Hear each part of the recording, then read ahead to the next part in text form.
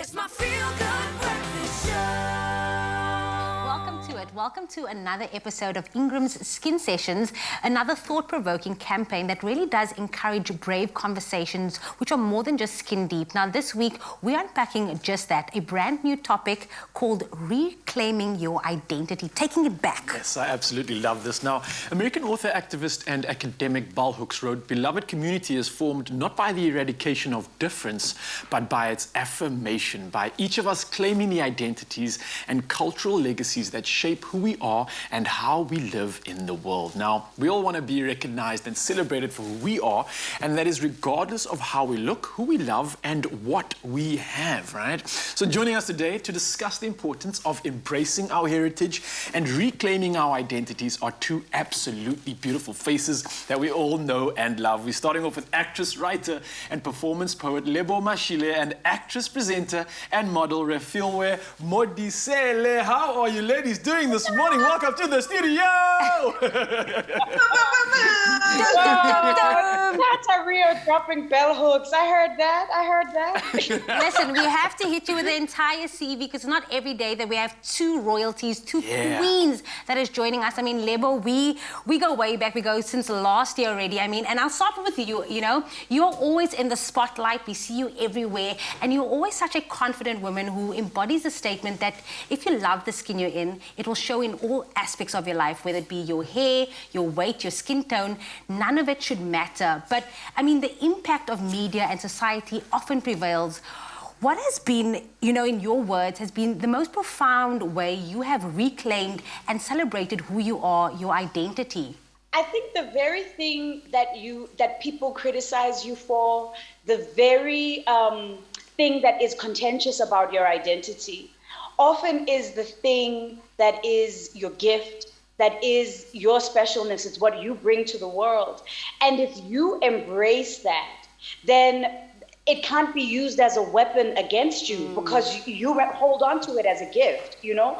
When I started out, I felt very lucky because the country was in this space of like a cultural revolution. So I could choose different versions of how to represent myself. There were people like Judith Sephuma and Winnie Mandela and Thandiswa and Simphiwe Dana. So I was like, okay, you know, I bring something different to the table. Yes, my identity it doesn't fit into other people's boxes. Yes, you know, there's nobody this size that I see working on mainstream television. Yes, I mean, poetry, it's always been such a big thing in certain parts of South Africa, but to bring it into the mainstream was a really new thing. And I was like, you know, the things that these people have issues with, it's actually what makes me an asset in this space, and nobody can take them away from me. So if I celebrate them, I can decide what they are. I can decide what they represent, no matter what anybody says to me.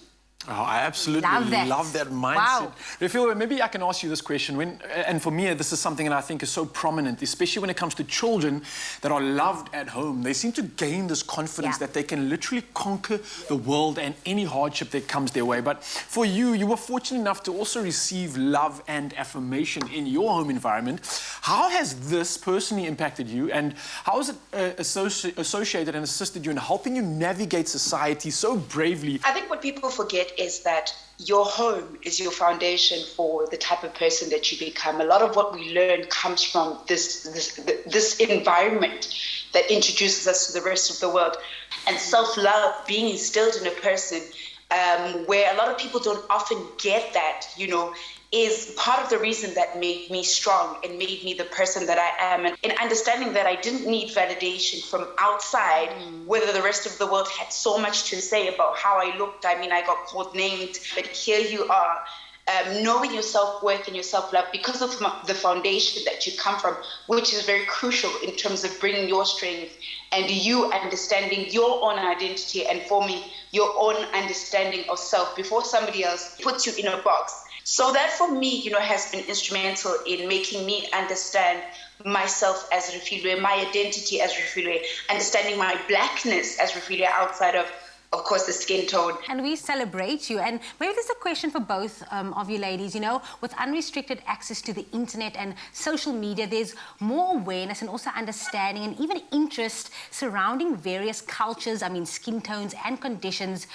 Do you view social media as a platform that has maybe provided education to those who lack understanding regarding these aspects of our identities? You know, we live in an era now where there are dark-skinned women being celebrated for being chocolate, where women like Refilwe, who are living with albinism, can also be celebrated for their beautiful skin, you know, in all of its like permutations. Whatever identity issue that you are struggling with social media now, if you're looking for positive representations, you can find them. I think if I was growing up now, a lot of the issues that I struggled with, I think they would be much less because I would have more examples to choose from.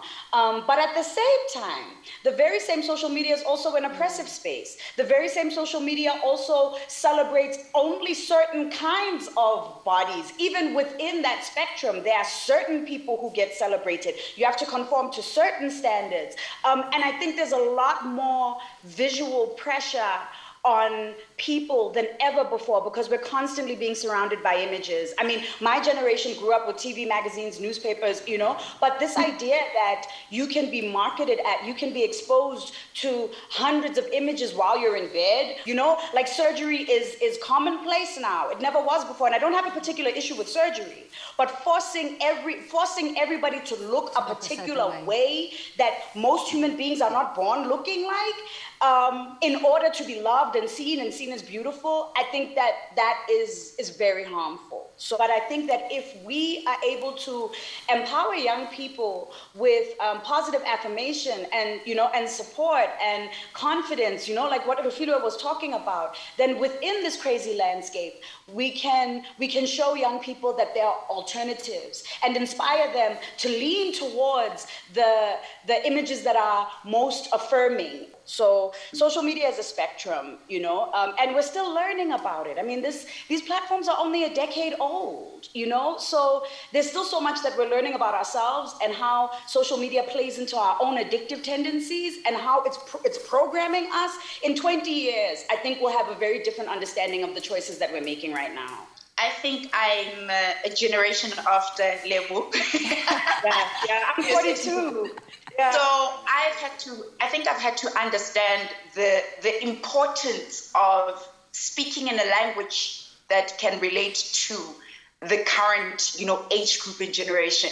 It's given us the platform or the space to be able to reach in spaces where it is that maybe television necessarily would not. So social media for me is important in terms of being able to communicate that awareness of who I am through that. I think also just being strategic in how it is that we use social media. Yes, it can make and break, but I think the unfortunate part is that we are moving in a direction where it plays such a huge role. If you look at a lot of the campaigns that are done, social media is where everything is headed at. But also, I think with us is understanding also the sensitivity behind the fact that it really can make and break people. So for me personally, I use it, yes, in a very big way. It's hard because now we are trying to play catch up, which is a big task. But I mean, nonetheless, we are doing it.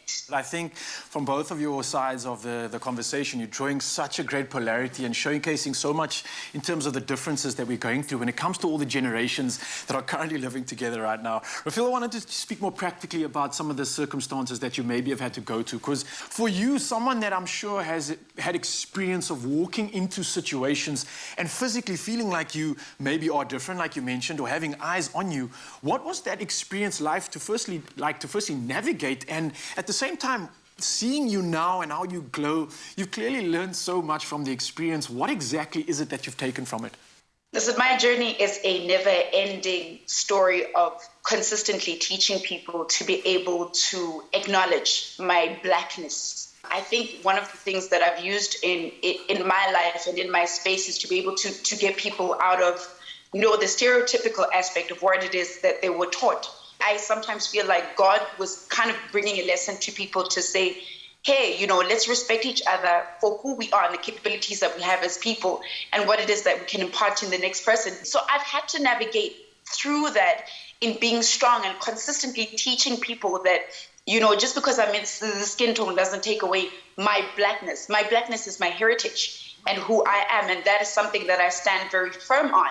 And one of the platforms that I also use, to be able to teach is to be able to infiltrate in spaces where it is we're not given opportunities, like in the film space. Half the time you find that there's a brief that says a black girl, but really doesn't look like it. But she's like, look, I'm here. Acknowledge me for who I am.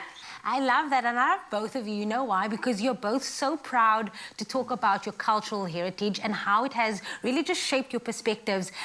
Maybe in closing, for both of you, what parts of your culture do you believe are still so relevant to you today, and what would you like to reimagine? Definitely my spirituality, my ancestry, the work that I have to do to teach my children to be able to connect with our culture, our heritage, our history. The people that we come from have been through so much. The best of who they are is the source of my gifts, my talent, my inspiration. The worst of who they are is also represents the pain that I carry inside of me, the suffering that they've been through, the wounds that still need to be healed. I am a journey in my ancestors' evolution. My children are another step in that journey, in their evolution. You know what I mean? Their children will be another step, So time is a progressive thing, and each layer, each level adds its own flavor. And just because there is hurt and pain and woundedness, it doesn't take away from the magic. The oppression shows us the dark spots. They show us where we still need to do the work. I'd like to reimagine a world where it is that we don't pick which box we need to tick in order for ourselves to be validated or to be taken seriously.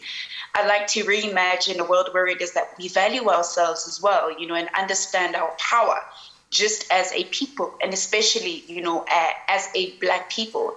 So for me, I'd just like to reimagine a world where it is that we have a sense of acceptance all across the board for who we are just as humanity. I can't help but smile every single time. Like I did say, we are in the house with royalties. Ladies, thank you so much for your time this morning and just for connecting us with this very much needed conversation that we need to have, and also just opening up this conversations for people and creating this platform for people to speak about this. It's been an absolute pleasure. What a gift. Thank you so much. It's been amazing. Thank you so much. And such necessary conversations. Thank you so much, Espresso, for, going the mile to have this. Is very important. What an invigorating and pertinent conversation. Now, when it comes to reclaiming your identity, it's not only about the skin that you're in and your heritage, but it's also a culmination of all the things that make you, you. Now, that's your talents, your strengths, your goals, and your loves. Now, let's embrace our identities by wearing our skin bravely and celebrating it with pride. Now, of course, you can join in on the brave conversation and tell us, how do you celebrate your heritage? Reply with your answer to the competition post on the Expresso Facebook, Twitter or Instagram page, and include that hashtag #YourSkinYourBrave to stand a chance to win a 1,000 Rand voucher with INGRAMS. And remember, those T's and C's can be found on our website, expressoshow.com. Nourish your skin with INGRAMS Moisture Plus, enriched with triple glycerine. For 48-hour intensive moisture. INGRAMS, your skin, your brave.